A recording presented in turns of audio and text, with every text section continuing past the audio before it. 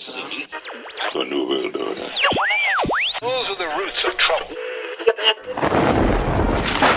I imagine that right now you're feeling a bit like Alice, tumbling down the rabbit hole.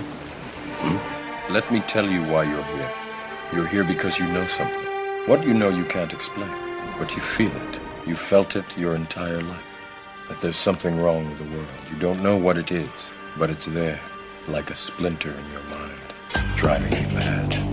It is this feeling that has brought you to me. This is your last chance. After this, there is no turning back. You take the blue pill, the story ends. You wake up in your bed and believe whatever you want to believe. You take the red pill, you stay in Wonderland, and I show you how deep the rabbit hole goes. All I'm offering is the truth, nothing more. For we are opposed around the world by a monolithic and ruthless conspiracy that relies primarily on covert means for expanding its sphere of influence, on infiltration instead of invasion, on subversion instead of election, on intimidation instead of free choice, on guerrillas by night instead of armies by day. It is a system which has conscripted vast human and material resources into the building of a tightly knit, highly efficient machine that combines military, diplomatic, intelligence, economic, scientific, and political operations. Its preparations are concealed, not published. Its mistakes are buried, not headlined. Its dissenters are silenced, not praised. No expenditure is questioned, no rumor is printed, no secret is revealed. But I am asking your help in the tremendous task of informing and alerting the American people. And now, welcome to another episode of Down the Rabbit Hole. Here's your host from federaljack.com. It's Popeye. Ladies and gentlemen, it is September 11th, 2013. Exactly 12 years ago today, life as we know it in this country changed forever. I say that not to be dramatic, but because it's true. No, I don't buy into the boogeyman is hiding in my closet crap. But our lives did change forever drastically, did they not? We're now told to be afraid of our neighbors. We're now told to be afraid of every little thing. Shadows. Shadows could be terrorists that want to bomb you and kill you. Just think back to 9/11. The horror. Oh my God, the horror. And believe me, I'm not making fun of any of the victims that died because it was horrible. Trust me, it took me years to get over it. I was so close to it, and I helped out. I was affected very differently than people that maybe were farther away. It took me years to actually look at 9/11 again. After the event was done and I did what I could do and I came to grips with the fact that I did all I could do, helped as much as I could, I couldn't look at the videos myself. Couldn't. It bothered me too much. I'm a tough guy. Couldn't look at the videos of buildings coming down. It was just... It brought up this overwhelming feeling of just anger and sadness and everything all at once. Couldn't do it. Could not watch it. It was too emotional.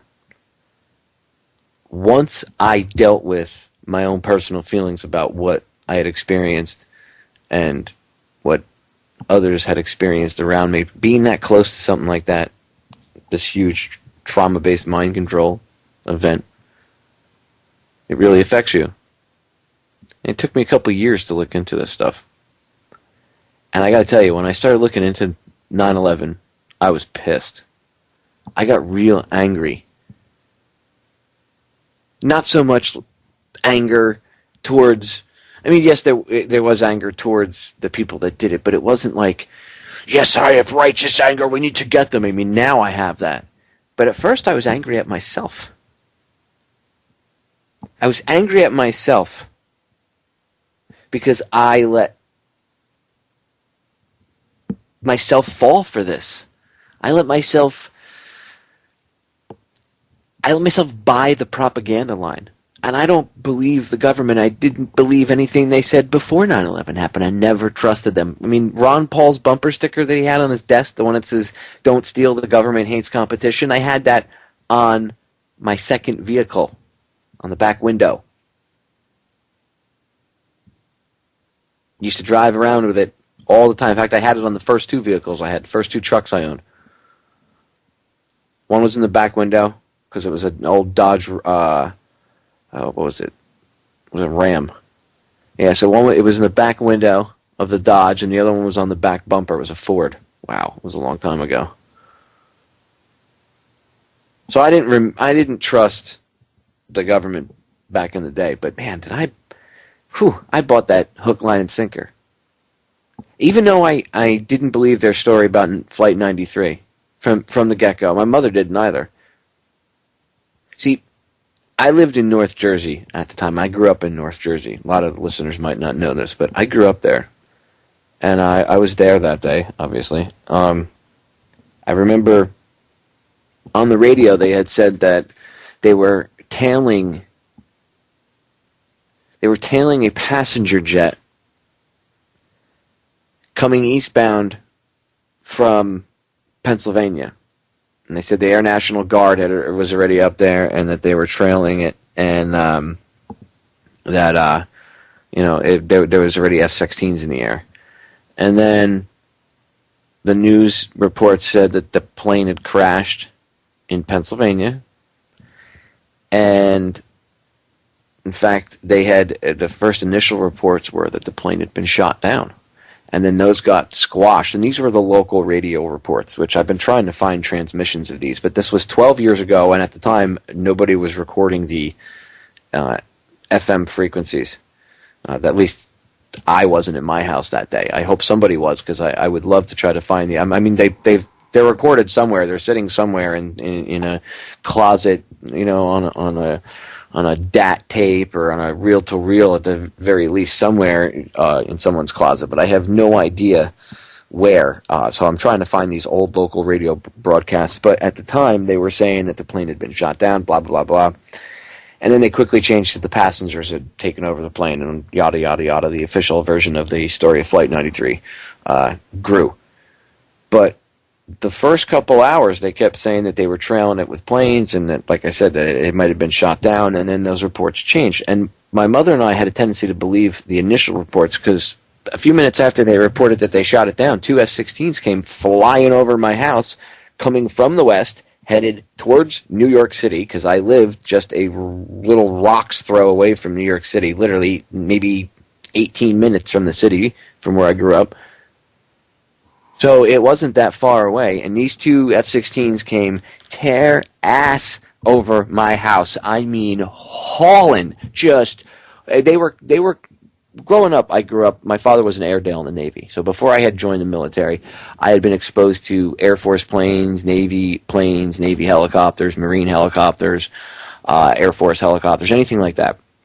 So over the course of time, I managed to be able to tell via ear and sound, auditory, what was what. I could, you could tell that if you've been around the jets and you've studied it and you know what they sound like, you can actually, people know what I'm talking about. Anybody who has been around jets will know what I'm talking about, or planes or anything. You can, some people can almost, well, not almost, you can pick out what plane is what just by hearing it without even looking up first.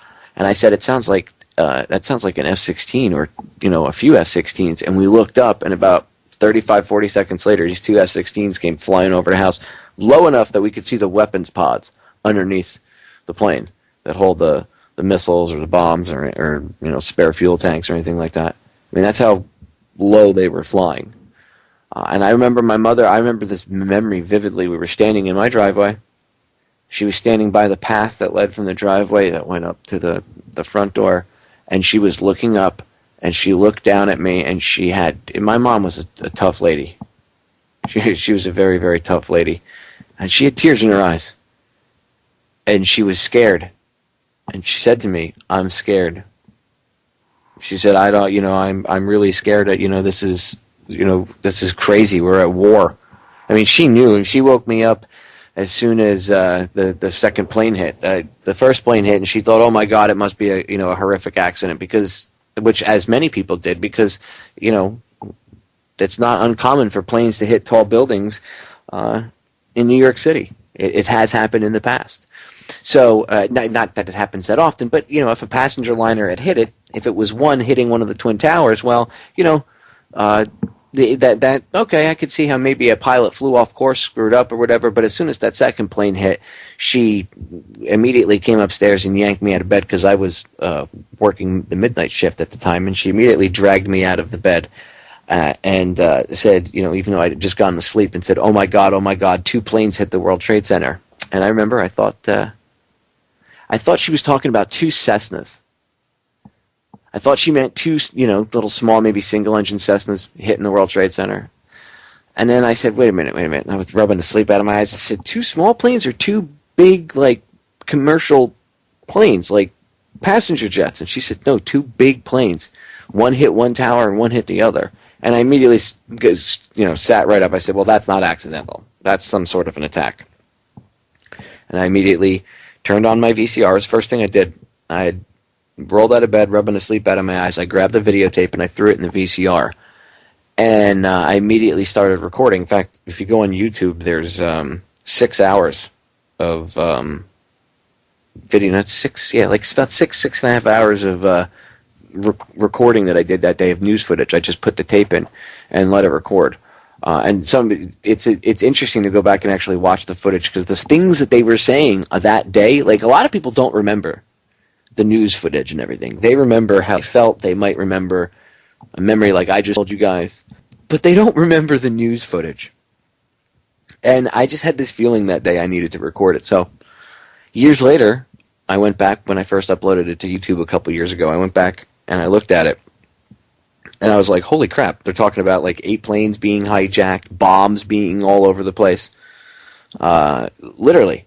They were saying different things where the Washington Mall was on fire. The mall, if you ever hear what the term the Washington Mall, so people understand, it's not a shopping mall where you go and, oh God, look, let's go over here and there's, whatever loser store is in trend nowadays, because I don't know, because I don't even bother going, but, it's not like that.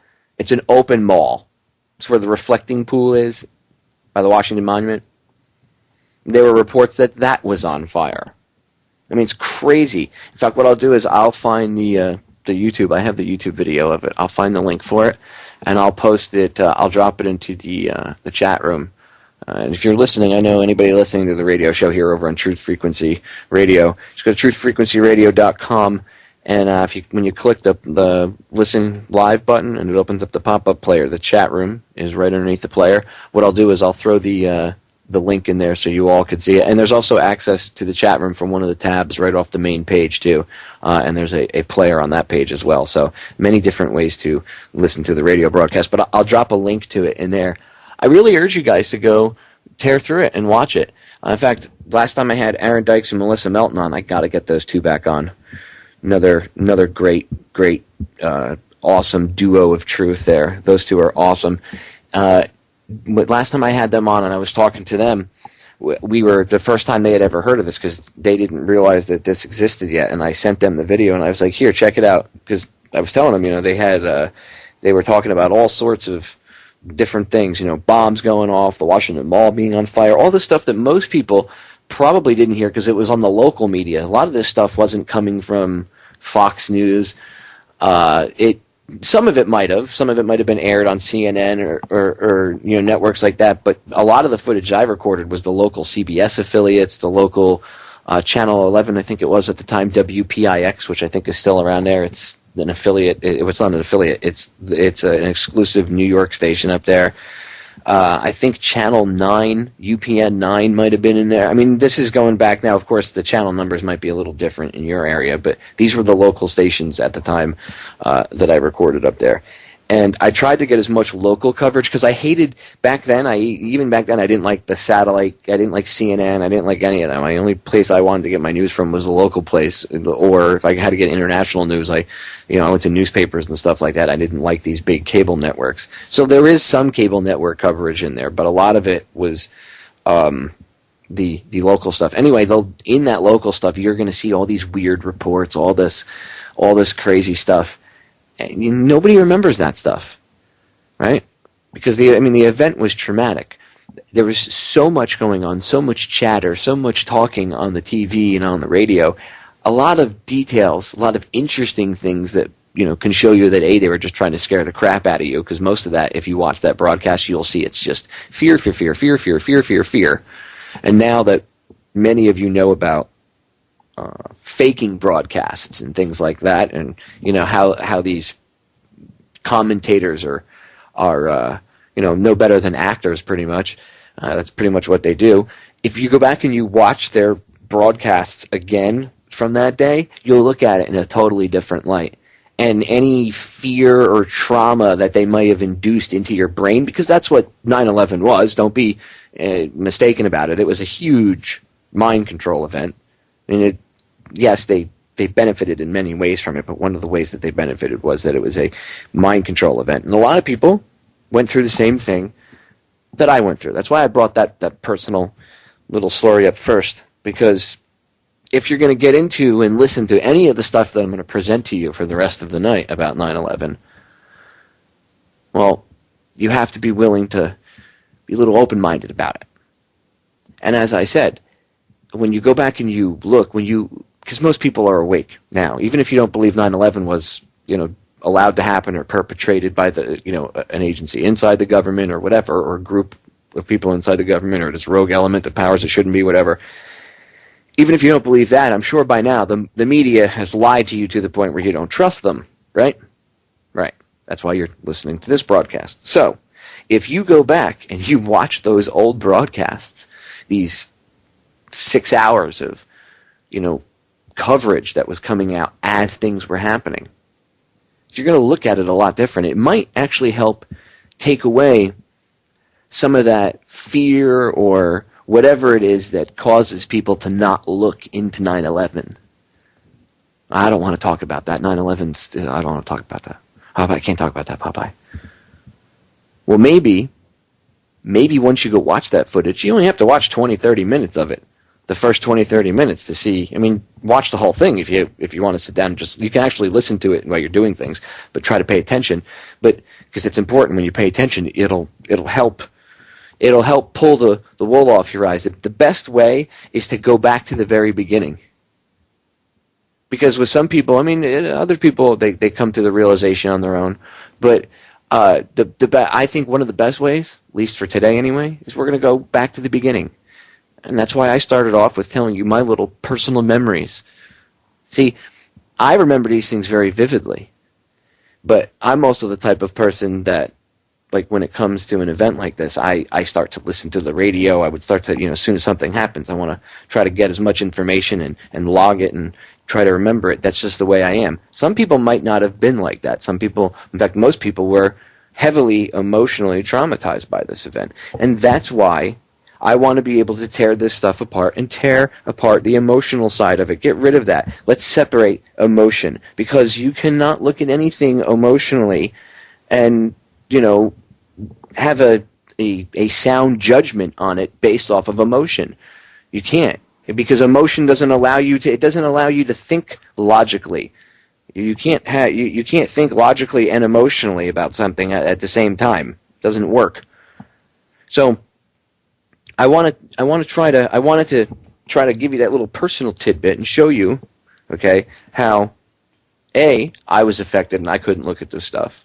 And here I am telling you to look at this stuff right now, and we're going to get into it. I'm going to play some audio for you guys, but here I was one of these people that would go after people that would say that 9/11 was anything but what the official version had been, spoon-fed to us. I was one of these morons, okay? But I came to realize that I was wrong about what I believed in. Do you understand why I keep emphasizing the word I? Because that's ego. I had to get past my own ego and get past myself. That's one of the biggest problems, is people need to get over themselves when it comes to stuff like this. They're afraid. They're afraid to admit they're wrong. I can't admit I'm wrong. I couldn't have been wrong. I made decisions in my life based on what happened on 9/11. I'm not wrong. My son went and joined the Marines and he's dead now. He died. He can't be wrong. He didn't die in vain. If 9/11 was what you say it is, then he died in vain. Well, that's right. But we can make his death not be in vain. You see how emotion can quickly make somebody not want to look at the facts? So when it comes to many other things, many other things, people believe first before 9/11. Okay? And that, again, that's why I wanted to share my little, just a piece of my experience. That was just one of my pieces of my memories. And by the way, I didn't look, like I said, I didn't look at 9/11 for a very long time. And the whole time that I wasn't looking at it, I would vehemently defend the official story to people if somebody brought this stuff up to me. When, I can't remember his name right now. He's a French author, Thierry Masson. He wrote a book called The Terrible Lie about, 8 months after 9/11 happened. And he's French, and it came out, and the government staged it. It's a lie, blah, blah. Well, of course, by this time I was Fox News indoctrinated, right? And the book comes out, and it's talking about, everything that we talk about nowadays, that how it was a false flag operation, blah, blah, blah. But Fox News was like, this Frenchman saying that the government would want to attack themselves. Can you believe? Oh, my God. And the way they played it, it was obviously filled with logical fallacies. It was a straw man argument based off of appeal to emotion. And I fell for it. And I would sit there and go, this guy should have his teeth kicked in. He's a jerk off. No, I was, okay? In fact, Thierry Masson is one of the most in-depth writers and researchers when it comes to this stuff. He's exposed stuff about Libya and all this other stuff that's been going on over the years, okay? Guy's a great writer. I have a lot of respect for his work. I was wrong. I was wrong because of the emotional attachment that I had to the event. And that's one of the things that they wanted, the powers that shouldn't be, the people that perpetrated this whole event. That's one of the things that they wanted to happen. Okay? How many times for how many years after it happened, when people first started organizing these 9/11 truth events, people, and I got to say, the people that first started doing this, and even now if you wear a shirt that says 9/11 was an inside job or investigate 9/11 or whatever, I mean, now it's a little more, okay, conspiracy theory is a little more mainstream, I guess, right? But 7, 8 years ago, 9, 10 years ago, this wasn't mainstream. It took a lot of balls for these people to walk around in public with an investigate 9/11 shirt on. People got beaten up, harassed, threatened, attacked, all because they wanted the truth out.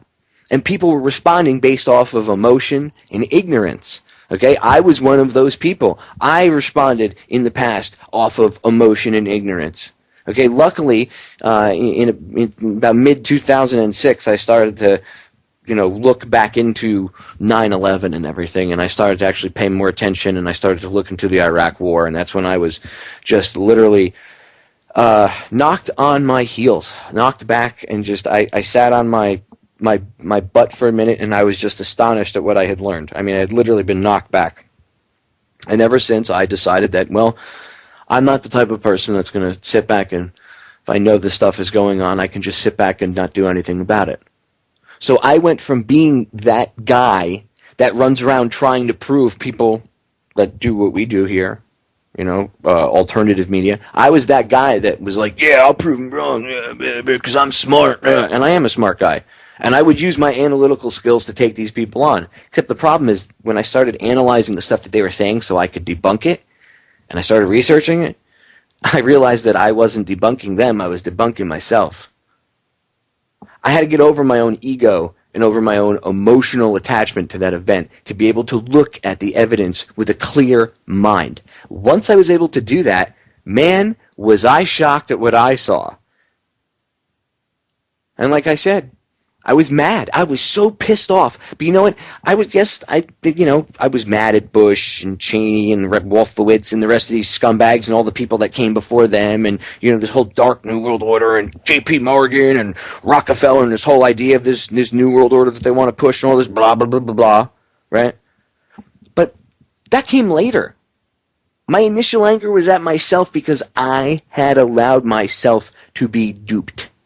And I had so vehemently defended this official version without ever even bothering to look at the evidence.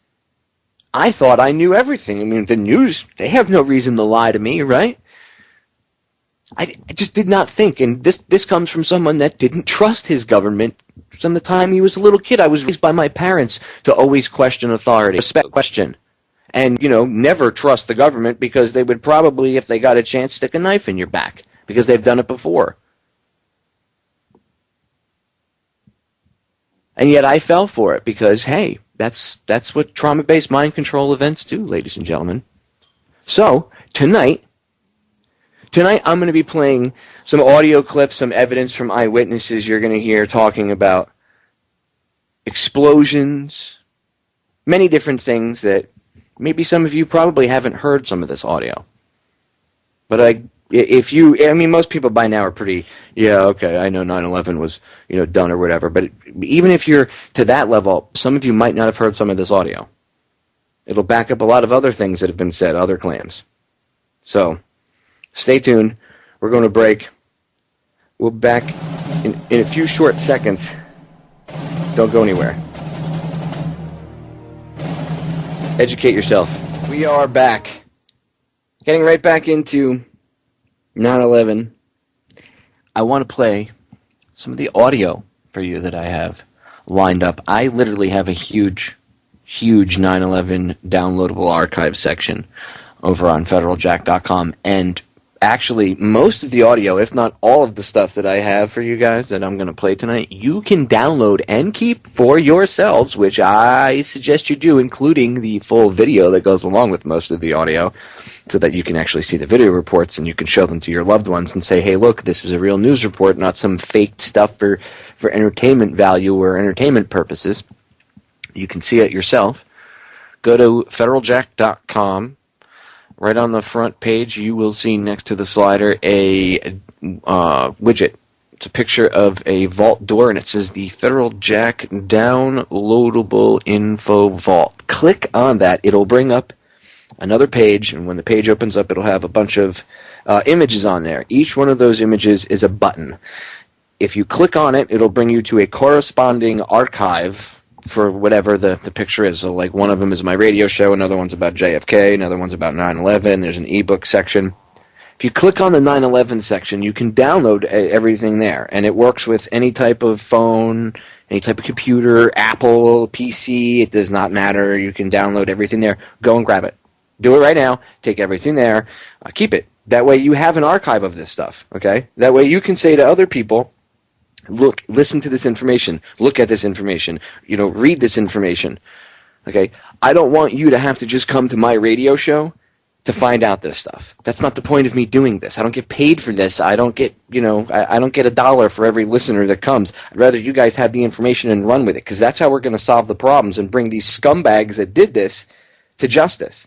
You see, the people that killed Kennedy, yeah, I'm still seeking justice in that, and it doesn't matter if they're dead. They need to be outed publicly. But the people that perpetrated this, 9/11, they're still around, okay? They're still around, and they want to have the same thing. They want to be long gone before anybody even realizes, okay? But it's too late, because the internet has already stifled that. Most people know that 9/11 wasn't the way they tell, and when I say they, I mean the powers that shouldn't be, right? Most of this country knows already that there's some shady questions at the very least about it, right? So let's start with the first one. How about the planes? People always say, well, what kind of plane hit the building, blah, blah, blah, blah, blah. How do you know it wasn't a passenger jet? You stupid conspiracy theorists. You can see it clear as day that it was a passenger jet. Oh, okay. And I'm not saying that, I'm not talking about the holograms thing or anything. I'm doing very basic stuff.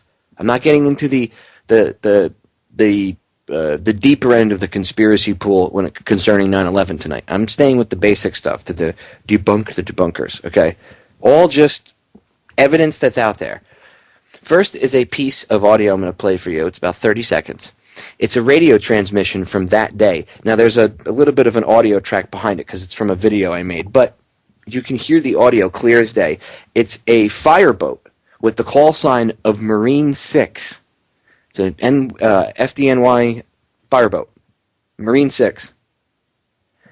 They're out there. They're right on the water. They were there when the second plane hit. He calls into headquarters, listen to what he says. I have it looped so it plays 3 times so you'll hear it. Listen to what he says. Marine 6 to Manhattan. Marine 6, go with you, man. Marine 6, that plane was a large bomber-style green aircraft into the second tower, be advised. All right, 10-4. Marine 6 to Manhattan. Marine 6, go with you, man. Marine 6, that plane was a large bomber-style green aircraft into the second tower, be advised. All right, 10-4. Marine 6 to Manhattan. Marine 6, go with you, man. Marine 6, that plane was a large bomber-style green aircraft into the second tower, be advised. All right, 10-4.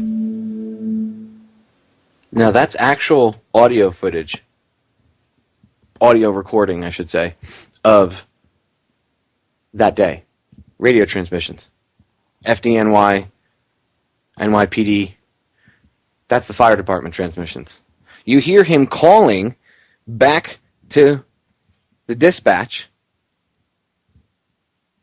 and saying it was a large military-style plane. And he says green bomber style. But no. It was regular passenger jets that were hijacked by a bunch of crazy Arab terrorists, right? Crazy, so crazy and devout were they that they hung out with strippers and did cocaine. Oh yeah, Muhammad Atta's girlfriend was a stripper with pink hair, and he liked to do coke with her. She's testified to this.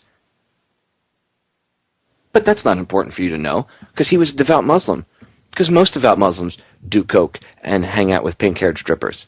Oh, I know, it's in their manual. It says in their manual that they're supposed to come and infiltrate any way they can, right? Please.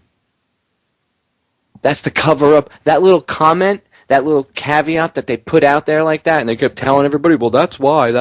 It's because when you research the hijackers, you realize that these guys weren't devout Muslims at all.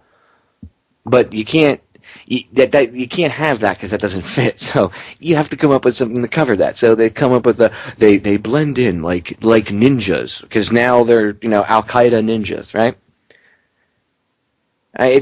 Look, the whole story is just insane. I mean, I'm gonna play some more little tidbits for you like this tonight. In fact, if you want to hear, I have the. I'm trying to think if I have the link to it. It's not up there. Go to Conspiracy Scope over on YouTube. It's a YouTube channel. The guy that runs it is a really great guy. He does a hell of a job. Has a ton of Mae Brussels stuff up there. Has a ton of other radio shows up there. He even puts up episodes of my show up there. Really great guy. I've conversed with him many times. Just a genuine individual. Conspiracy Scope over on YouTube. And he has a lot of this stuff. I think he's got if I remember correctly, I think he's got I'm trying to think. I think he's got the 9/11, the FDNY audio, the radio transmissions. I have it posted on Federal Jack, the video, but I think it's his video. And the reason I'm telling you to go to YouTube is because I want you to rip it. That way you have it for posterity. But you can go through, and I think it's like one of the listeners, when I posted this video originally, I gave them the link. I had put the link out there for them to go listen to themselves, and they found the actual spot in the full length version, like the time, and they put it out in one of the comments because people were saying that I made it up when I first put the video out. It was, they're, oh, you made this up. This is all audio editing. You sick bastard. You made this in your basement. Yeah, because I have nothing better to do than fake FDNY broadcast from 9/11. Idiot. So It's out there. If you go to Conspiracy Scope, you can actually get, I think it's like 6 hours or whatever he's got. He's got at least one version of it. I know at least like 1 6-hour clip of it. And you can get it, and it's just all the recordings, back to back to back to back to back. And you'll hear them call in with that little snippet. That's where I pulled it from. I took the whole recording and I combed through it. I think it's like 12 minutes and 2 seconds or something like that into it. But, I mean, you heard for yourself. It's right there. Without a shadow of a doubt, that's the fire department. That's not some, jerk conspiracy theorist, ha-ha, loser in his mom's basement, right? Not by any means.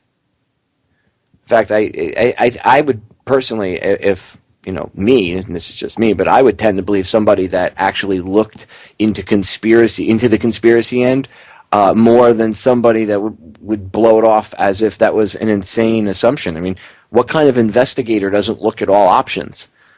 I was a private investigator. What I do now, for all of you with the radio show and Federal Jack and writing articles and just my own research, that's, we're investigators, what we're doing, right? We're historical investigators, truth excavators, whatever you want to call it. So if you're going to do a proper investigation, why wouldn't you want to look at everything? Why wouldn't you want to hear every tidbit of information? Why would you not want to hear it? And that's why I'm not going to present any of the stuff I'm going to play again tonight is not like the deeper end of the conspiracy pool, because people could try to make up a straw man argument with that. You can't straw man what you just heard. That's radio transmissions. Oh, the fireman was high. Yeah, okay. He was dropping acid as they were going to rescue people. It's really hard to discount that type of stuff. So anyway, I want to play something for you that'll kind of frame up the rest of the argument against this official story. And it's one of my favorite things to play, and I got to give credit where credit's due. I didn't create this. This is James Corbett. He put this out about a year. I think he did it for the 10-year anniversary, so we'll say 2 years ago. It's called 9/11. Well, his version, the original, is called 9/11: A Conspiracy Theory. It's uploaded a couple different versions on YouTube. I have 2 versions up there. Both are titled Everything You Wanted to Know About the 9/11 Conspiracy Theory in Under 5 Minutes. But the original is called 9/11: A Conspiracy Theory. It's done by James Corbett of the Corbett Report, and you can go look him up on his website or go look him up on YouTube. Either way, I want to play this little audio snippet for you just to kind of set the tone. Okay, this is James reciting the official story. This is the official story of 9/11 with evidence and facts put in there. Like Barry Jennings, things like that, Sibel Edmonds, just little things here and there. But the what you're going to hear, the whole layout, is the official conspiracy theory. Because remember, ladies and gentlemen, a conspiracy, by definition, is 2 or more people getting together to do something bad, right? Well, what would you call 19 guys being led by some schmuck in a cave across the world with a sat phone? That's more than 2 people. So by law, that's a conspiracy. So, just so we're all clear, the government's official position, regardless of whether it's Bin Laden did it from a cave in Afghanistan with a laptop and a sat phone, which if you think about it is highly illogical, or whether or not it was a rogue element inside the government, it's a conspiracy theory either way. So the government's official story is a conspiracy theory. Us saying that, no, you guys were in on it, okay, you can say that's a conspiracy theory too. But the government's official version is one as well. So now I want to play you a little bit of audio with James Corbett's ever intelligent / sarcastic style, showing you the official version and the insanity of it. Listen. On the morning of September 11th, 2001, 19 men armed with box cutters, directed by a man on dialysis in a cave fortress halfway around the world, using a satellite phone and a laptop, directed the most sophisticated penetration of the most heavily defended airspace in the world, overpowering the passengers and the military combat-trained pilots on 4 commercial aircraft before flying those planes wildly off course for over an hour without being molested by a single fighter interceptor. These 19 hijackers, devout religious fundamentalists who like to drink alcohol, snort cocaine, and live with pink-haired strippers, managed to knock down 3 buildings with 2 planes in New York, While in Washington, a pilot who couldn't handle a single-engine Cessna was able to fly a 757 in an 8,000-foot descending 270-degree corkscrew turn to come exactly level with the ground, hitting the Pentagon in the budget analyst office where DoD staffers were working on the mystery of the $2.3 trillion that Defense Secretary Donald Rumsfeld had announced missing from the Pentagon's coffers in a press conference the day before, on September 10th, 2001. Luckily, the news anchors knew who did it within minutes. Osama bin Laden. The pundits knew within hours. Osama bin Laden. The administration knew within the day. Terrorists who committed these acts and those who harbored them. And the evidence literally fell into the FBI's lap. That a hijacker's passport was found blocks from the World Trade Center crash site, if you can believe that. But for some reason, a bunch of crazy conspiracy theorists demanded an investigation into the greatest attack on American soil in history.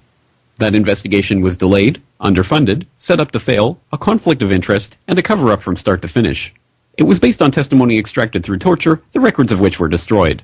It failed to mention the existence of WTC-7, Able Danger, P-TECH, Sibel Edmonds, OBL and the CIA, and the drills of hijacked aircraft being flown into buildings that were being simulated at the precise same time that those events were actually happening. It was lied to by the Pentagon, the CIA, the Bush administration, and as for Bush and Cheney, well, no one knows what they told it because they testified in secret, off the record, not under oath, and behind closed doors. It didn't bother to look at who funded the attacks because that question is ultimately of little practical significance. Still, the 9/11 Commission did brilliantly answering all of the questions the public had, except most of the victims' family members' questions, and pinned blame on all the people responsible, although no one so much as lost their job, determining the attacks were failure of imagination. Because Nobody in our government, at least, and I don't think the prior government that could envision flying airplanes into buildings. Except the Pentagon, FEMA, NORAD, and the NRO. The DIA destroyed 2.5 terabytes of data on Able Danger, but that's okay because it probably wasn't important. The SEC destroyed their records on the investigation into the insider trading before the attacks, but that's okay because destroying the records of the largest investigation in SEC history is just part of routine record keeping. NIST has classified the data that they used for their model of WTC-7's collapse, but that's okay because knowing how they made their model of the collapse would jeopardize public safety. The FBI has argued that all material related to their investigation of 9/11 should be kept secret from the public, but that's okay because the FBI probably has nothing to hide. This man never existed, nor is anything he had to say worthy of your attention, and if you say otherwise, you are a paranoid conspiracy theorist and deserve to be shunned by all of humanity. That would be Barry Jennings. If you don't know who he is, go look him up and his testimony. Likewise him, and her. And her, and her, and him. Osama bin Laden lived in a cave fortress in the hills of Afghanistan, but somehow got away. Then he was hiding out in Tora Bora, but somehow got away. Then he lived in Abbottabad for years, taunting the most comprehensive intelligence dragnet employing the most sophisticated technology in the history of the world for a decade, releasing video after video with complete impunity and getting younger and younger as he did so, before finally being found in a daring SEAL team raid which wasn't recorded on video, in which he didn't resist or use his wife as a human shield, and in which these crack special forces operatives panicked and killed this unarmed man, supposedly the best source of intelligence about those dastardly terrorists on the entire planet. Then they dumped his body in the ocean before telling anyone about it. Then a couple dozen of that team's members died in a helicopter crash in Afghanistan. This is the story of 9/11, brought to you by the media which told you the hard truths about His head could be seen to move violently forward. And they took the babies out of the incubators. And mobile production facilities. And the rescue of Jessica Lynch. If you have any questions about this story, you are a batshit paranoid tinfoil dog-abusing baby hater and will be reviled by everyone. If you love your country and or freedom, happiness, rainbows, rock and roll, puppy dogs, apple pie, and your grandma, you will never ever express doubts about any part of this story to anyone. Ever. This has been a public service announcement by the Friends of the FBI, CIA, NSA, DIA, SEC, MSM, White House, NIST, and the 9/11 Commission.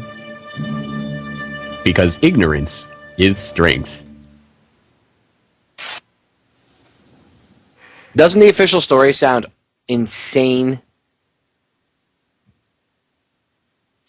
When you actually hear it put in a light like that, and people can say, well, it depends on what type of light you're shedding on it, Popeye. No. Crap smells like crap. No matter what kind of dressing or fragrance you put over it, eventually the crap smell is going to come through, and you're going to smell it.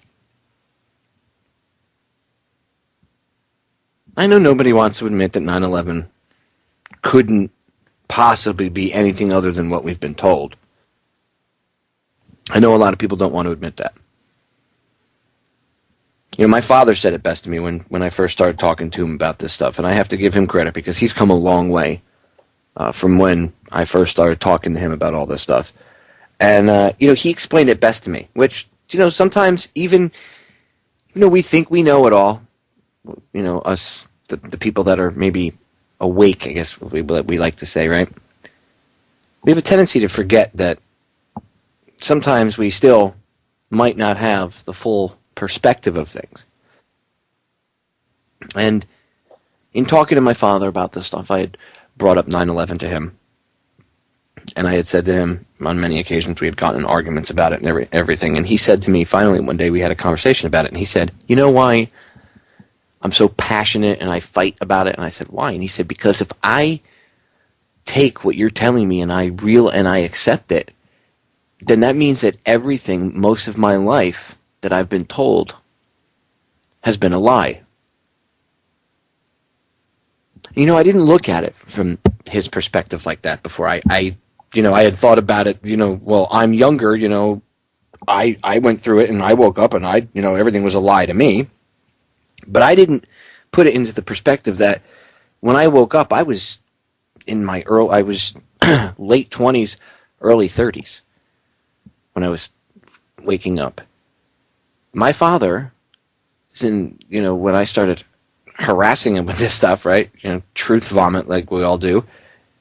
He was in his late 60s. I didn't even bother to look at it from the perspective of, wow, his whole life. Okay, my whole life, yeah, but my whole life's only been 30-something years. His whole life has been double that. That's a lot to accept. That's a pretty big pill to swallow. And I didn't even realize that, as smart as I am and as awake as I am, I hadn't put myself in his shoes. And I was like, wow, I guess it is a lot to swallow. So for some people, this information, when they hear this stuff, they don't want to, even if they realize, oh my God, it's true, they don't want to admit it. To those of you, I'm not going to pick on you. There's no point in me yelling at you or anything like that or picking on you because that's not going to get anywhere. I understand how you feel, but it's not the right thing to do to sit back and just pretend, la, la, la, la, la, I don't want to know about it. I know you might think that you don't have the power to do anything about it, but you actually do. We all do. Even just opening your mouth and telling your friend, having a conversation with your friend about it, could change the world. Will change the world, not even could. Will change the world. Because then they're going to have a conversation with somebody about it. And then that person that they talk to will have a conversation with somebody. Who knows, they might even have a conversation with 10 people about it. Or 20 people. And who knows who those people that they talk to might reach and talk to. You never realize the effect that you could have by yourself. So when you look at a lot of this information, our brains are very, very, very, very, very, very powerful and fast computers. And although we've been bred and taught that we're stupid and that we don't think, when you present this information to somebody, their brains are putting all this together in their head.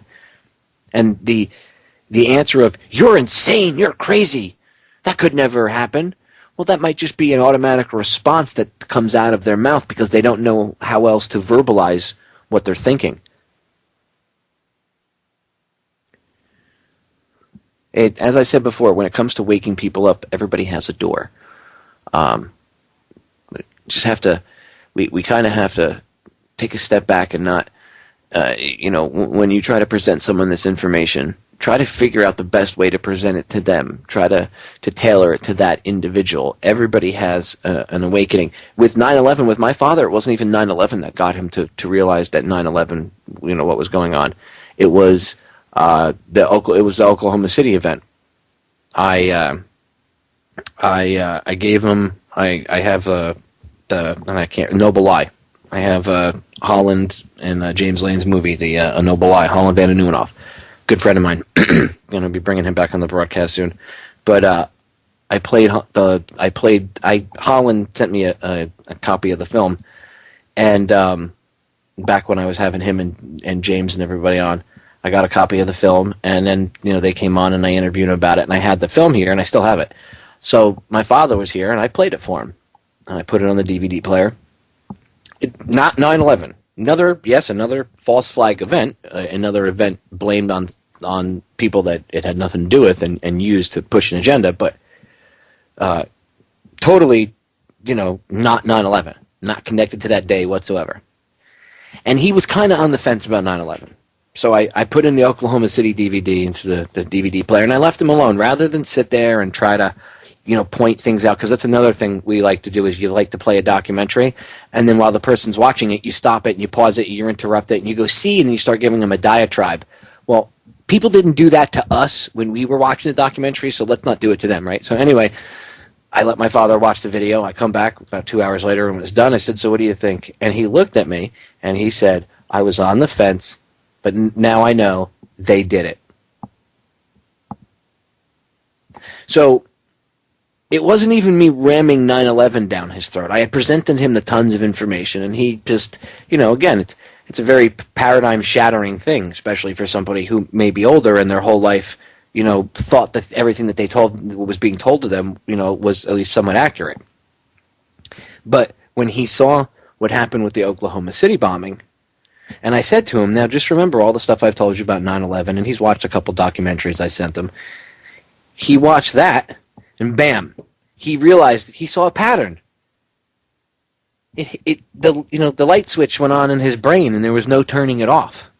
That doesn't mean he's out there with a bullhorn or anything, but he goes out and he spreads emails out to people he can. He tells people, anybody he can. I've given him DVDs, and he gives them out to people he knows. That's how you can be effective at stopping this. That's how you can be effective at waking people up. You can make a change.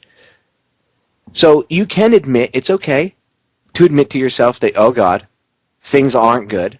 Yes, maybe they did actually do this. And that's okay. It doesn't matter. It's okay, because you know what? We can get through this, and you can make a difference.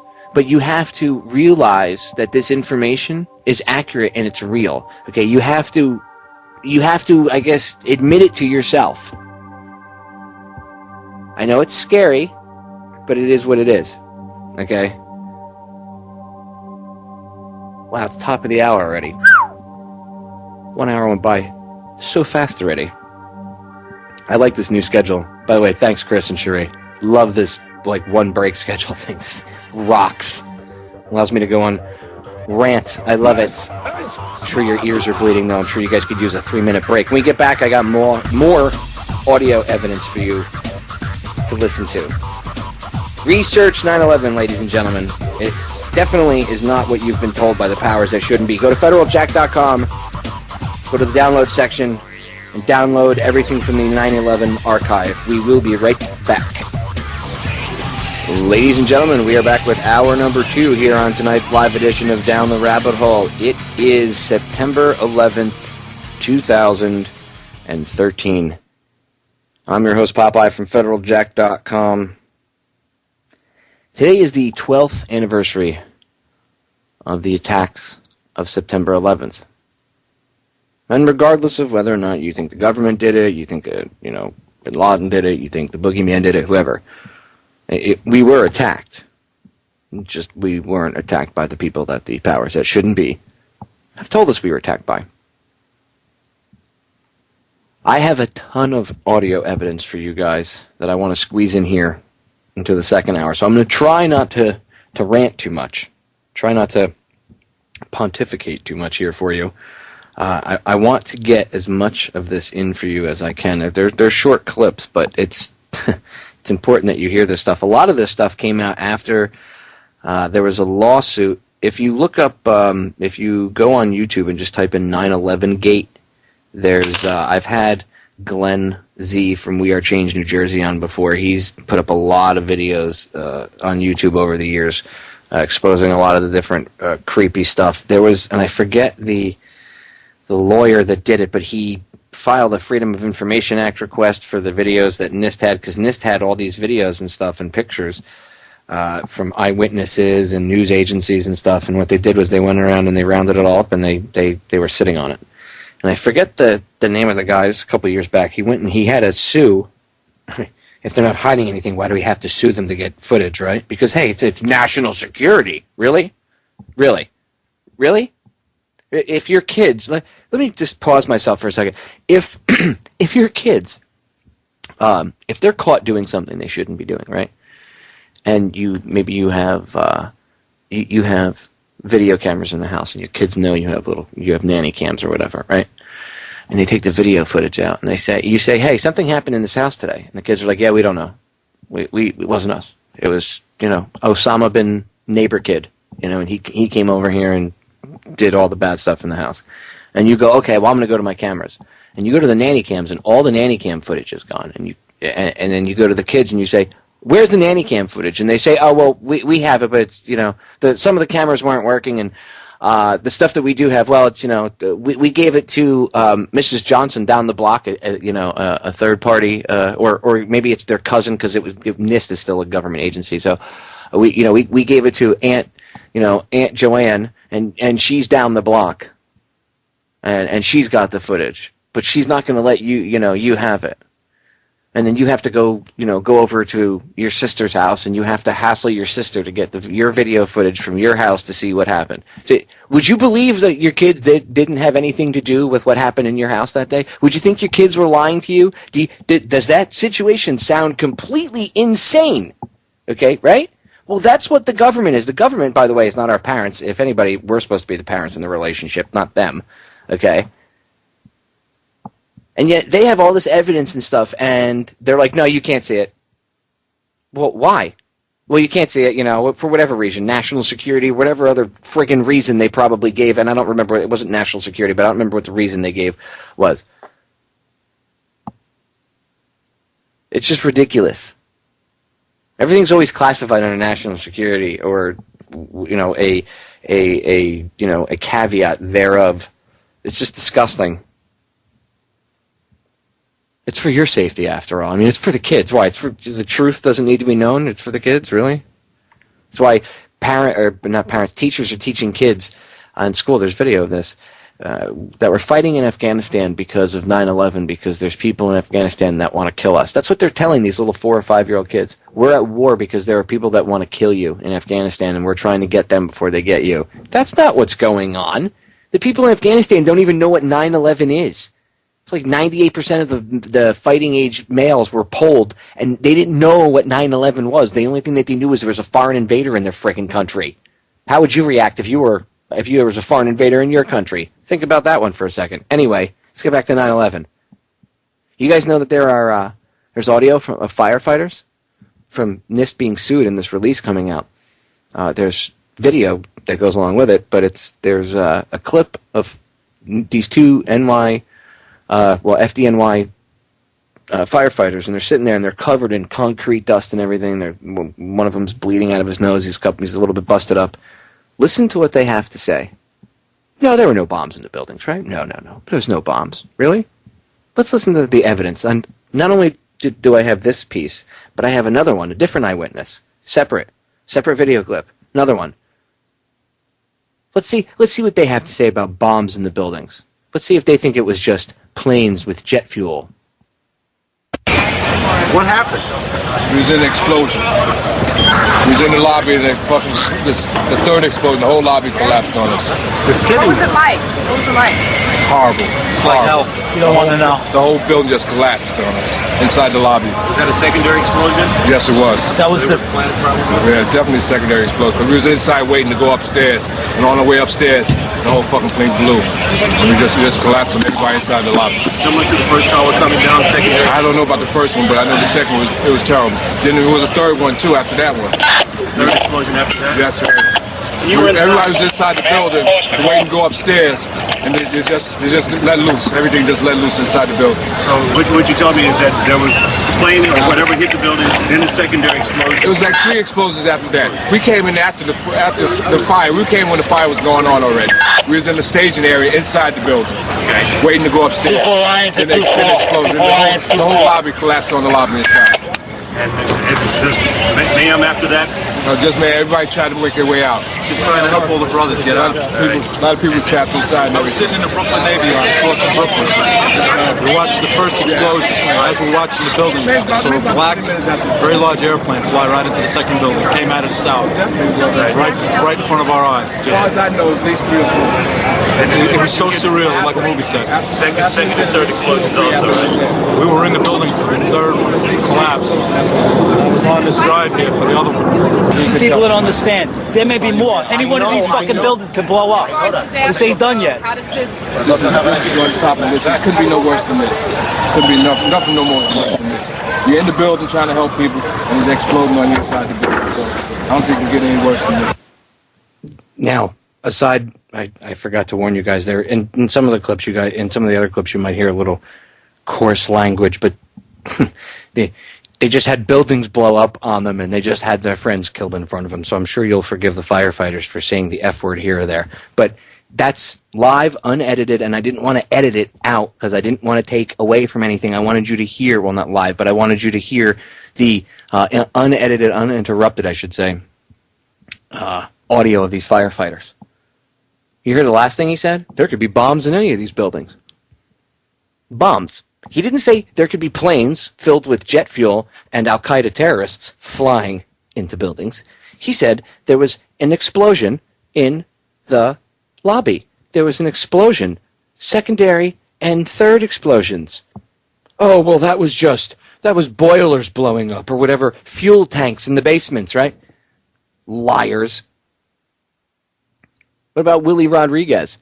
He was in the basement levels when the first plane hit. And before the first plane hit, he said that they felt an explosion from underneath them. They were already in the basement levels. Below them was where the parking garage was. So they're in these, the basement levels. They get, and Willie Rodriguez has said the explosion was so powerful it lifted him up off the ground. The force, like it lifted him up off the ground and knocked him back. Okay? And then the first plane hit. You felt the explosion underneath, and then boom, up above. Now, you just heard the firefighters say that there were explosions, right? Secondary and third explosions. And people can say, well, they were secondary to the plane first hitting. Okay, let's listen to what an eyewitness has to say who was in the lobby when it exploded. Now, I have it. It's a loop, so you're going to hear it, I think, 3 times.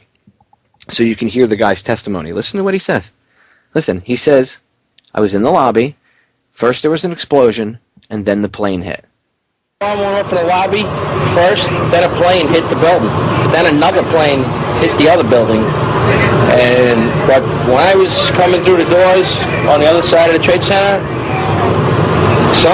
either they blew the lobby up or something, because it blew the glass out of the doors and knocked us all down, and I got smoke and everything on me. I just feel a little shook up because I got blasted, so I'm just trying to, I wanted a drink of water. They don't have any water though. I think a bomb went off in the lobby first, then a plane hit the building. Then another plane hit the other building. But when I was coming through the doors on the other side of the Trade Center, either they blew the lobby up or something, because it blew the glass out of the doors and knocked us all down, and I got smoke and everything on me. I just feel a little shook up because I got blasted, so I'm just trying to, I wanted a drink of water. They don't have any water though. I think a bomb went off in the lobby first, then a plane hit the building. Then another plane hit the other building. But when I was coming through the doors on the other side of the Trade Center, either they blew the lobby up or something, because it blew the glass out of the doors and knocked us all down, and I got smoke and everything on me. Interesting. First a bomb went off in the lobby, and then the first plane hit, and then the second plane hit. Now, what's interesting is that testimony backs up William Rodriguez's testimony. A lot of people are going to go, who the hell is William Rodriguez? Oh, you guys don't remember? He was the hero janitor. Remember? No? You don't remember his story? Willie saved thousands of people's lives. He's actually a real hero of 9/11. He had the master key that unlocked all the doors because he was a janitor. He ran up and unlocked doors that were locked in the stairwells so people could get down the stairs and get out of there.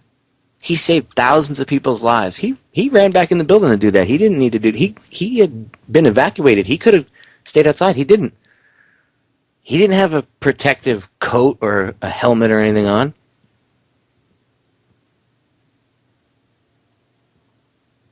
Willie is really a hero.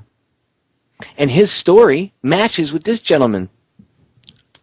I'll bet that they didn't plan this beforehand, right? Because I don't see Willie Rodriguez standing anywhere near this guy. And if you see the video, it's up on it's in YouTube. You can look it up. It's on Federal Jack Tube 6. Go to Federal Jack Tube number 6 and type in, or you can just look up 9/11/01 raw eyewitness testimony, and it should pop up, and you'll see the guy. I think the show was called, I don't even know if it's around anymore, Inside Edition. It was an old TV show that was back in the day, and it was their camera crew that was out there on the ground, doing interviews. A lot of these different, I don't know what you want to call them, faux news shows or whatever, were actually out there getting a lot of real good footage, interviewing people, and it was a lot of that footage that got squashed and put away. And, that stuff didn't come out until this lawsuit, and I can't remember the name of the attorney right now. But again, if you go on YouTube and look up, just look up 9/11 Gate, and just put in 911 Gate. There's, I think it's space, 911 space Gate. And, it should bring up a ton of videos that Glenn's been uploading for years now. He's been extracting from I think it was like 3 terabytes.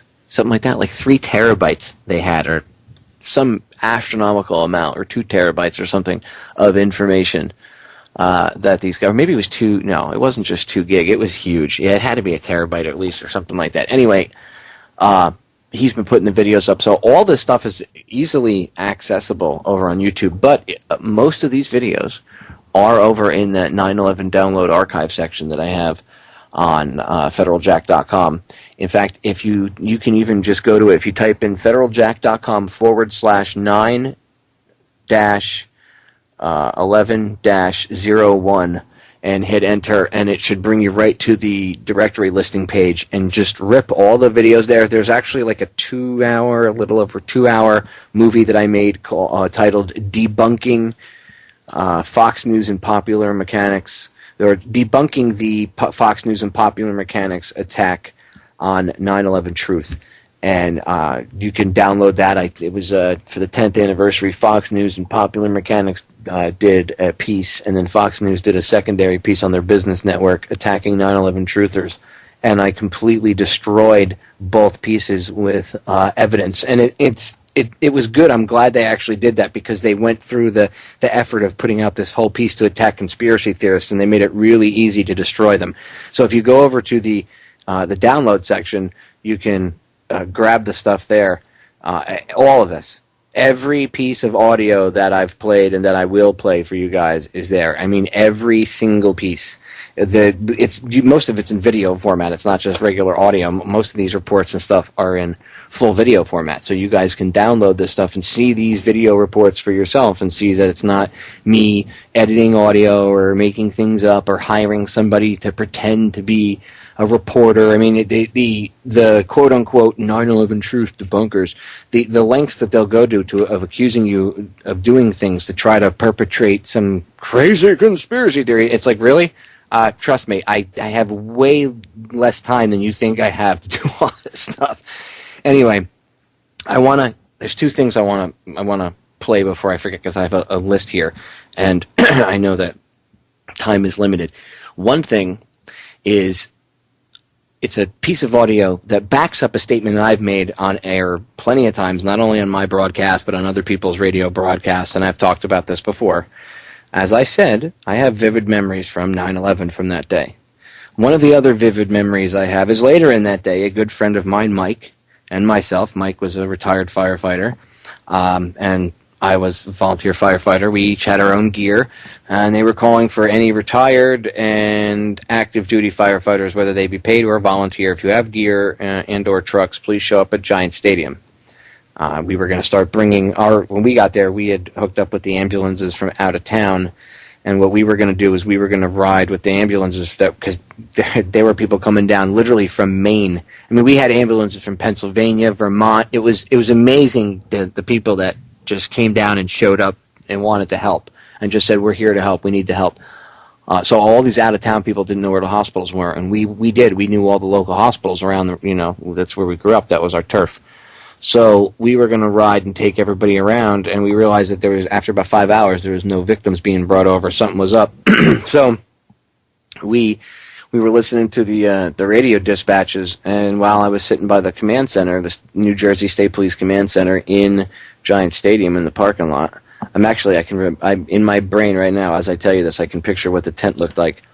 We're inside this it was the radio communication tent, and it literally, on the table in front of me, I was standing maybe 5 feet from the radio, was the state police had their little command center set up, and they had the radios and everything sitting there.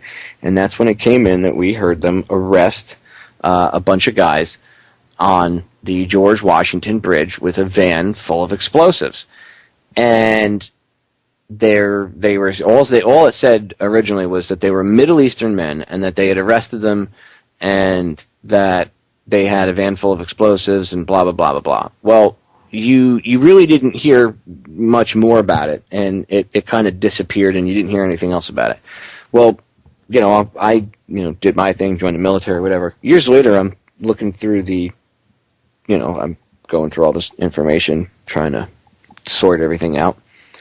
And I'm stumbling upon more and more information. Now I've already, acquiesced. Okay, yes, 9/11 wasn't what I thought it was.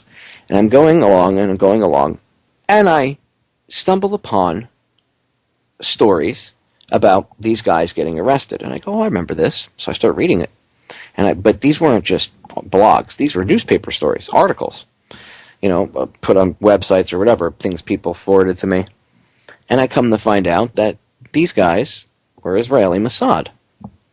And I said, well, I remember them arresting them, and I remember them saying that they were, I don't remember them saying that they were Israeli over the radio. They didn't, it came out later that they were Israeli, like I said, but it didn't, or they just called them, they just said they were, Middle Eastern, which to a New York or a New Jersey cop, especially that day, right then and there, it didn't matter if you were Palestinian, if you were Iraqi, or if you were an Israeli. You came from the Middle East, and it didn't matter. You weren't American at that point. So it really, we didn't even think, at that point you're like, we're under attack. Your brain isn't, when you're right there, it's thinking differently than if you're in California watching it on TV. So anyway, they arrest these guys. And, whatever happens to them, nothing big was made of it, right? You never really hear anything about it. But I read these articles, years later about these guys getting arrested, and I remembered hearing what I heard.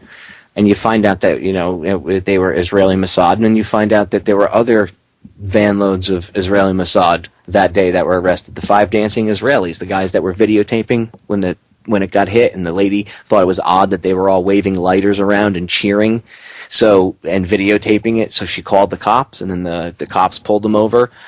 There's an article on Federal Jack. The American Free Press interviewed the cop, and I can't remember. It wasn't Englewood. It was right around there by what is that? One of the Holland Tunnel, I think it is. I can't remember what city it is. I have to go back and look. Anyway, he was the cop that arrested them, and he talks about arresting the 5 dancing Israelis. And then you find out that the NYPD tackled a bunch of guys in the city that they said they had tried to detonate a truck bomb, or they had detonated a truck bomb, and it was a truck that was registered to Urban Moving Systems. All these guys were connected to Urban Moving Systems. And the truck had a mural of the World Trade, I think, New York City skyline, with a plane flying into the towers, or a plane flying into the New York City skyline, like painted right on it. It was, right in your face. And then Urban Moving Systems packed their crap up and moved out, and when the FBI went and questioned them, they were told to let them go. I mean, no, that's not shady. Not shady at all. But hey, we had no knowledge that any of this was going to happen. And you're a crazy conspiracy theorist if you think otherwise, right? I know, ladies and gentlemen. So anyway, I want to play this little audio clip to back up what I just told you about the van load of Mossad agents getting arrested on the George Washington Bridge. They don't say they were Mossad, but listen, this was that night. This was CBS 2, local CBS affiliate up there, reporting about what I had heard take place over the state police radio. Listen. George Washington Bridge, Marcia. Well, you know, Todd, it's really an amazing thing. Most of New York City's rescue operations and their police and fire departments have been concentrating their actions down in lower Manhattan, where the two planes hit the two towers of the World Trade Center. But some very intelligent and aggressive cops also stopped another terrorist attack from happening on the George Washington Bridge. CBS 2 has learned exclusively that two men are in custody tonight after being arrested at the George Washington Bridge with an entire truckload of explosives. Now, I'm told that those explosives could have been enough to blow up the entire span and all the cars and the people that were on it. But nevertheless, they were arrested. I'm told they were arrested somehow near the Meadowlands, but the explosives were destined for underneath the George Washington Bridge. Again, a tragedy has been averted. The George Washington Bridge still stands because of some aggressive police work on the part of New York City and Port Authority police officers. It's really an amazing story, and amazing how they were able to actually apprehend them. Marcia, any idea on the timing of that? Is that something that just happened, or was that supposed to occur? Do we have any idea earlier in the day today? Well, I don't know the timing exactly. I know that there was police and Port Authority police on the scene, but I can tell you that as recently as 15 minutes ago, Police Commissioner Bernard Carrick was talking about it, telling the mayor about it with a great deal of pride. So perhaps this did not happen that long ago, because they would have discussed it earlier today. I know this information has just come to you. Any idea at all how, in the midst of all that has gone on in Manhattan today, as well as in Washington, these police managed to stop this truck and avert this kind of disaster? Any tips that they gave you? Well, here's the thing. As you know, when New York City goes into a full security alert, the first thing that they do is they look at the bridges and tunnels going into New York City, because they are regarded as major potential targets. They look at the Holland Tunnel, the Lincoln Tunnel, and the George Washington Bridge, and also to a lesser extent the Brooklyn Battery Tunnel and the Midtown Tunnel. And they're looking at those tunnels, and they're trying to prevent anybody that looks suspicious from going across. Apparently what happened in this case is that you had two people in a truck who looked suspicious. Police gave chase. They stopped the truck. They found an entire truck full of explosives, and they arrested them. Those two men and their explosives are in police custody tonight, and another tragedy has been averted. Marcia, thank you for that information. And that was about 11, quarter after 11 that night. Let me see if it has the time frame in the beginning of the thing. It was around 11 o'clock. We'll say between 11 and 11:30 that night. That happened. I remember it was in the late afternoon, early evening. So they were arrested probably around, it was September. So the sun goes down a little earlier. I would say between somewhere between 6 o'clock at night, and I'll say between 6 and 8 o'clock at night. Somewhere in that 2-hour period, maybe even going back to 5. I mean, we could make it wider and say 5, but I would say somewhere between 6 and 8 p.m. from what I remember. Truth is stranger than fiction, ladies and gentlemen. Go download all the stuff from the 9/11 archive over on federaljack.com. We will be right back. I got another one for you, ladies and gentlemen. I got another one. FBI issues nationwide APB for a white van with urban moving systems written on the side of it. Didn't I just mention white vans? Urban moving systems? Let's take a listen, shall we? The FBI has now put out a nationwide APB, all points bulletin, for a white Chevy van with New Jersey registration. Written on the back is Urban Moving Systems. Apparently there are 3 male occupants. Let's repeat that. The FBI has now put out an APB, an all points bulletin, nationwide. They're looking for a white Chevy van with New Jersey registration, and written on the back of the white van are the words Urban Moving System. Apparently this van is carrying 3 male occupants. Obviously, if you see this van, you're asked to contact the FBI immediately. We want to take a look at the 2 flights that were involved. But I thought it was all done via airplane and jet fuel. Why would the FBI be looking for vans that say Urban Moving Systems on them? Oh, and ironically, there were guys arrested with explosives in Urban Moving System vans on the George Washington Bridge that I heard them get arrested at the police command center, and oh look, CBS 2 backed up what I heard. Urban Moving Systems. When you look up Urban Moving Systems, you will find that they are linked to the Israeli Mossad. Now, I'm not saying that Israel or the Jews did 9/11 because that's stupid. No one country could have pulled this off. But they are highly responsible, and they are up there right at the very top with whoever else was involved. Not the entire country, obviously just a portion thereof, usually the people in power. Big surprise, the people that are in power of that country are the same putzes that are in charge of this country, behind the scenes. The money brokers. They don't have a street in Israel called Rothschild Boulevard for no reason, okay? Take a clue. Who told Aaron Russo? What was it, 8-9 months before? Nick Rockefeller told Aaron Russo that he was going to see an event in New York, and out of this event we were going to invade, Afghanistan and Iraq and the Middle East and start war, and they'd be chasing guys, the soldiers would be chasing guys that don't exist in caves, and he was laughing about it. Oh, I'm sure you've probably never heard this story, right? Nick Rockefeller met with Aaron Russo. He was friends with him. Aaron Russo talked about this before he died. You can go look on YouTube. Find it. Aaron Russo talked about how he had spoken to Nick Rockefeller, and one night Nick Rockefeller told him all this. And, in fact, while I'm talking to you, I'll look it up. Aaron Russo. We'll do fun with YouTube while we're listening. Look, Aaron Russo, Nick Rockefeller. Let's see what comes up. And there's interviews that Jones did with him, but he talks about how there's other interviews, audio interviews, where he said that he told them all about. First of all, he told them about why women's lib happened, and he told them why they did that. But he told them about 9/11, and he told them basically what they were going to do, and then he told them out of this event, they were going to use it to create a police state, endless war. They would want to biometrically chip people, which you see them talking about right now. I mean, what was it, Lollapalooza this year? People had to get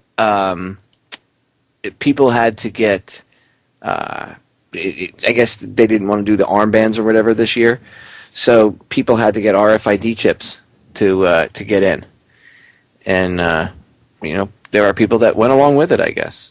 And that happens. Look, this is nothing new. I mean, there were people that down in Miami, when I lived in South Beach years ago, there was a club that opened up, and clubs usually have like black VIP cards, they call them, like black cards or VIP cards, and they're for people that drop a lot of money in there on booze or whatever, or go there frequently. They let them get access to the VIP rooms and stuff. Sometimes they'll give them discounts or whatever. Discount. I mean, the booze is already marked up. Anyway,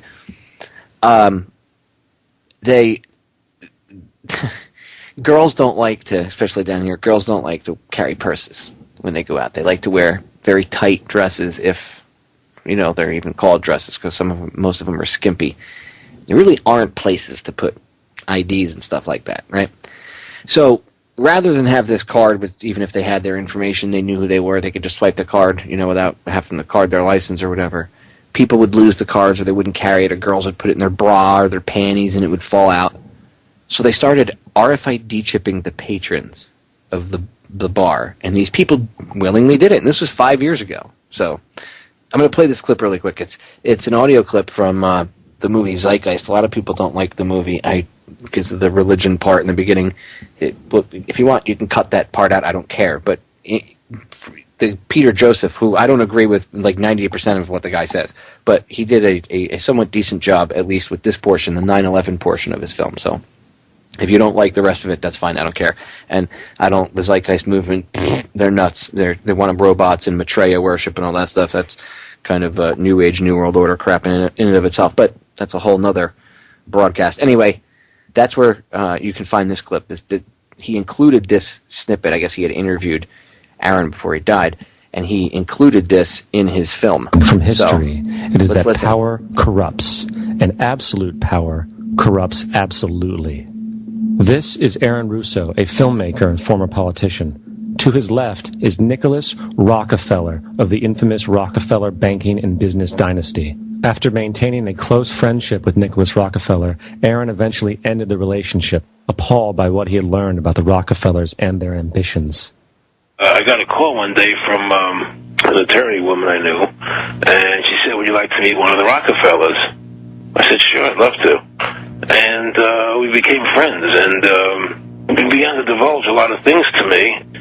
So he said to me one night, he said that there's going to be an event there, and out of that event, we're going to go into Afghanistan, so we can run pipelines from the Caspian Sea. We're going to go into Iraq to take the oil and establish a base in the Middle East, and we're going to go into Venezuela and try and get rid of Chavez. And the first two they've accomplished. Chavez they didn't accomplish. And he said you're going to see guys going into caves looking for looking for people that they're never going to find. He was laughing about the fact that you have this war on terror. There's no real enemy. He's talking about how by having this war on terror, you can never win it because it's an eternal war. And so you can always keep taking people's liberties away. And I said, how are you going to convince people that this war is real? He says, but the media. The media can convince everybody it's real. I mean, it's just that you keep talking about things. You keep saying it over and over and over again, and eventually people believe it. You created the Federal Reserve in 1913 through lies. You create 9/11, which is another lie. Through 9/11, you're fighting a war on terror, and now all of a sudden you go into Iraq, which was another lie, and now they're going to do Iran. And it's all one thing leading to another, leading to another, leading to another. Now, I would say, what are you doing this for? What's the point of this thing? You have all the money in the world you ever want. You have all the power. I said, you're hurting people. It's not a good thing. And he would say, what do you care about the people for? Take care of yourself and you take care of your family. And then I said to him, what are the ultimate goals here? He said, the ultimate goal is to get everybody in this world chipped with the RFID chip and have all money be on those chips and everything on those chips. And if anybody wants to protest what we do or violate what we want, we just turn off their chip. That's right, microchipped. Yep. They just turn off your microchip. You're a bad citizen. Bad citizen. Bad. You stick your hand out. Bad citizen. You're a bad, bad citizen. In fact, you're no longer a citizen.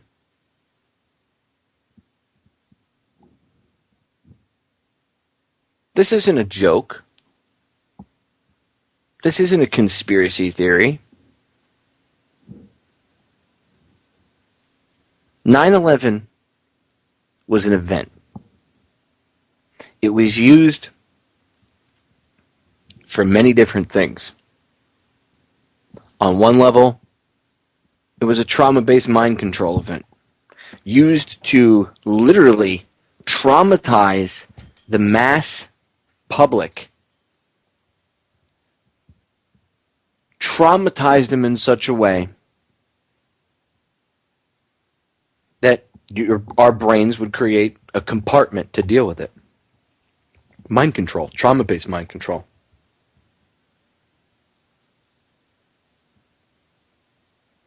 And they did. And they access it. They didn't do it this year. Ironically, very odd. Makes one wonder. Honestly, I don't think it's that odd if you think about it. These people know. They probably talked about it and realized that, beating the 9/11 drums right now and oh my God, going overboard, especially with the Syria thing, would be bad. And they could probably honestly care less. I mean, it's only the 12th anniversary. Maybe the 15th they'll be more upset, or the 20th. The numbers. When they get 12 is kind of an in between number, right? But they're not beating the drums about it this year. Last year they kind of did. 10th anniversary. Whew.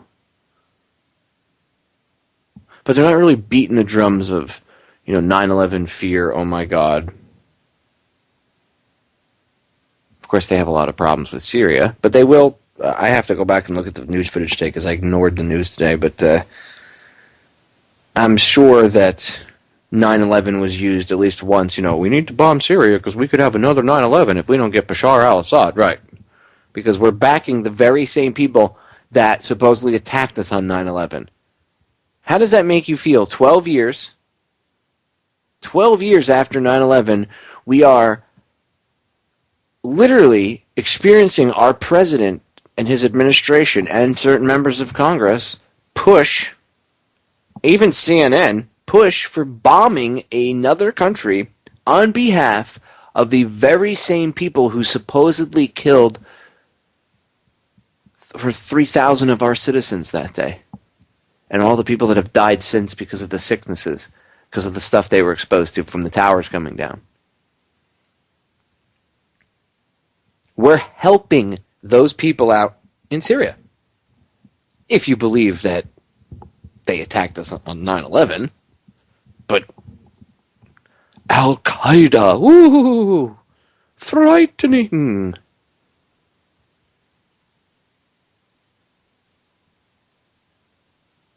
Does it piss you off yet that we're helping those people? Should. Anyway, so 9/11. Multiple different ways they benefited. On one level, it was a trauma-based mind control event. They access that compartment, usually, with things like Lee Greenwood's I'm Proud to Be an American. I mean, they blew the dust off that album and actually started re-burning it and selling it just after 9/11, just to, push that propaganda, that fake patriotism that we all felt, where we put flags on our cars and our houses. Remember that? Battle flags, by the way. Those aren't civil flags, those are battle flags. The flag that we fly every day is a battle flag. But, yeah. It's not the real flag of the United States of America. Oh, Popeye, you're a conspiracy theorist. No, go look up the civil flag that we're actually supposed to fly. The stripes aren't horizontal or vertical. And the colors are different. I know. Crazy. Should go look it up. Things have been turned around, reversed. So anyway, trauma-based mind control event. Now they can access this compartment whenever they want, and they do it year-round. How so? When they want to attack somebody, what do they usually say? 9/11, 9/11, 9/11, 9/11.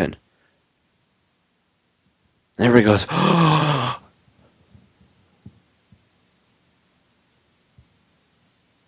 They're accessing that compartment. That programmed little compartment that was put inside all of us. That's why I couldn't look at the videos for how many years? Because I was traumatized by it, right? I even believed some of the stuff that I would hear on Fox News or from the government, who I was like, oh, never trust them, always research stuff yourself. They probably shot Kennedy.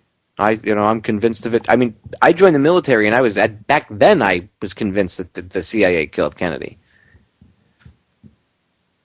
And yet I still took their word about things with 9/11. You see how powerful of a mind control event that was? By the way, if you want to learn more about this the mind control aspect of it, and the next part I'm going to talk about, listen to a show I did last year on September 12th, I think it was, with Mark Passio. It's in the archive section. I believe it's September 12th, 2012. I'll drop the link to it in the chat room. But it's called The Occult Aspects of 9/11. If you get a chance, go take 2 hours and listen to the show that I did with him, the presentation I did with him. But kind of, if you really want to learn, take the extra time and watch it, because there's in the video, there's slides that go along with it that Mark and I are talking about. And as we talk about this slide or this section, I change them and I move them around, and I change them up so you can see. But if you want to learn about the mind control aspect of it and the occult aspect of it, because there is occult aspects to 9/11, you can't get around it. I know people, I don't want to hear that. That shakes my foundation because I'm Christian, or I'm highly religious, or I'm Jewish, or I'm Muslim, and that stuff really shakes my foundations. I don't care. Doesn't matter if you believe in it. These people, the people that have their hands on the levers of control right now, they believe in this stuff. So it's important to know about this kind of stuff too. So you have the trauma-based mind control aspect of it, which they then can use to, oh my God, fear, Osama bin Laden, we need to launch wars, we need to have a police state, and oh my God, people, yay, oh well, yes, take care of his government. So that's that. The occult aspect, and by the way, occult merely means hidden. Literally, the word occult means hidden. Doesn't mean witchcraft or anything like that. So, the occult aspects of it are very deep, but it was a rather large ritual. It was a huge cremation of care ceremony. And out of this cremation of care ceremony was an attack on what's called the sacred feminine. And you can actually, it's evidenced by, and you'll hear Mark and I talk about this, the barbaric overreaction in the years that follow.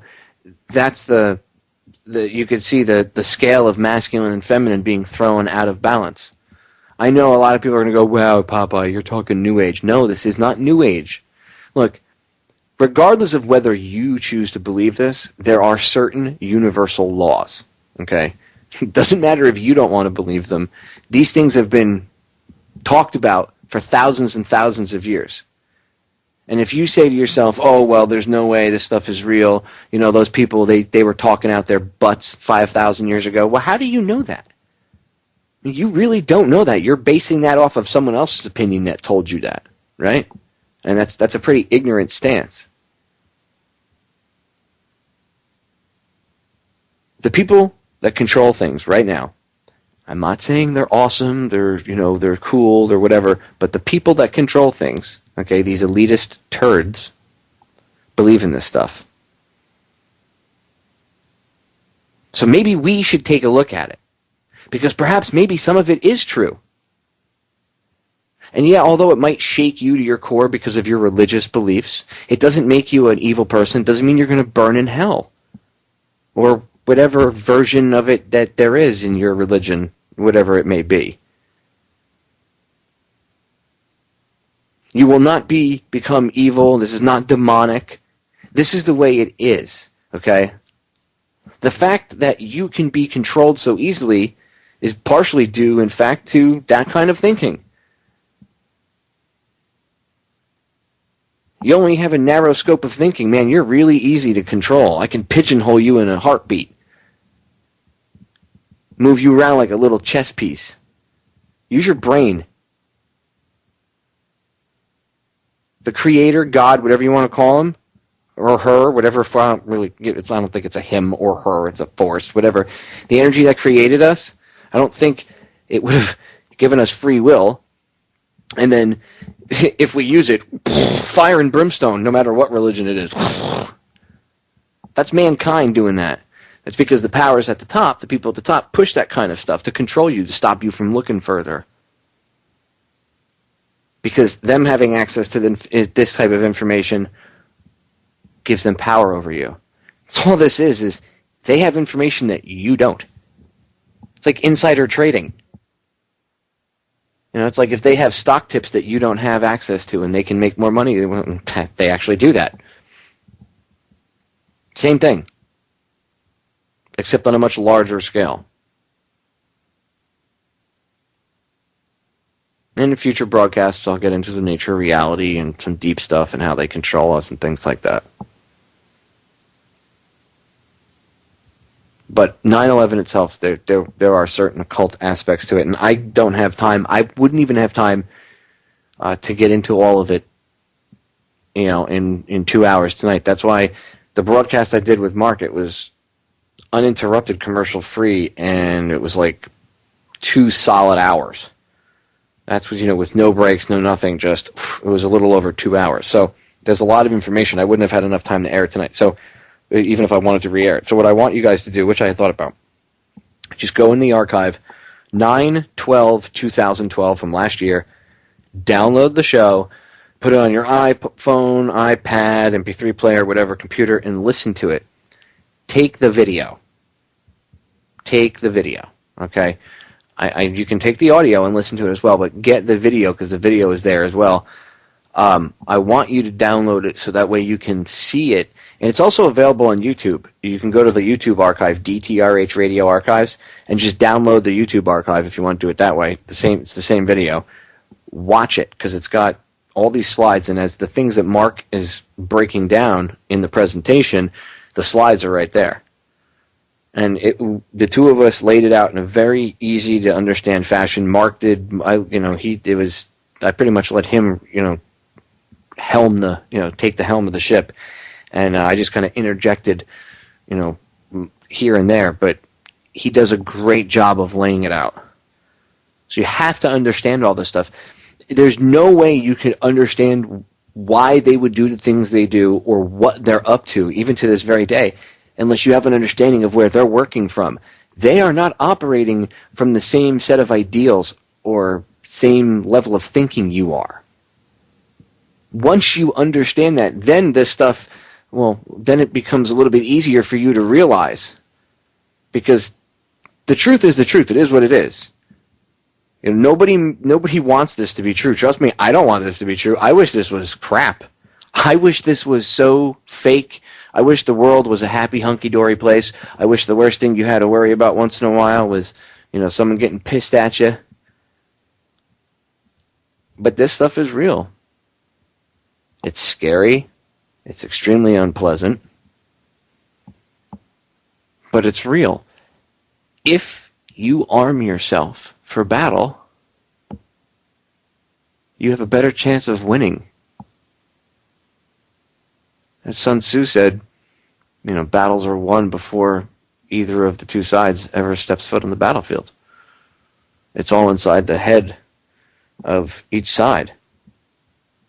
And who really believes that they are going to win and who thinks that they aren't sure and they have self-doubt. Well, you won't have self-doubt if you step on the battlefield with the proper weaponry. And in this case, the weaponry is information and knowledge, because that, my friends, is the true ultimate power. Knowledge. That's what they hold over us. They try to control us with it, right? They try to hold everybody under their thumb because they have access to information that you don't. And you know why you don't? You don't because of them. Why do you think they don't like the internet? They fear it. The internet scares the crap out of them because, back in the day, it was their media, their controlled message. Their message isn't controlled anymore, ladies and gentlemen. The internet is the gateway to all of the knowledge of mankind. It's there. We just have to find it. And whatever is not on the internet is more than likely locked up in the basement vault of the Vatican. And if there was ever a foreign country that we should invade, that's the only one that I would say needs to be invaded. And I would wholeheartedly lead the charge myself, because the amount of things locked up in those vaults is unbelievable. You want to talk about getting the true answers to, why are we here and everything else? Where did we come from, right?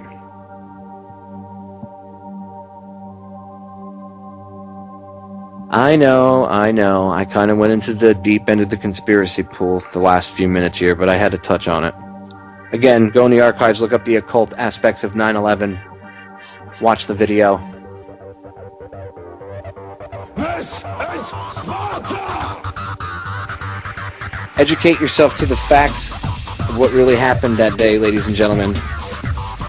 Think outside the box. That's all I wanted to inspire you to do tonight, was I wanted to show you some facts and get you to think outside the box. With that, we are out of here. I love you all. I will see you all again tomorrow night. The solutions to our problems are definitely an inside job. I'm out of here.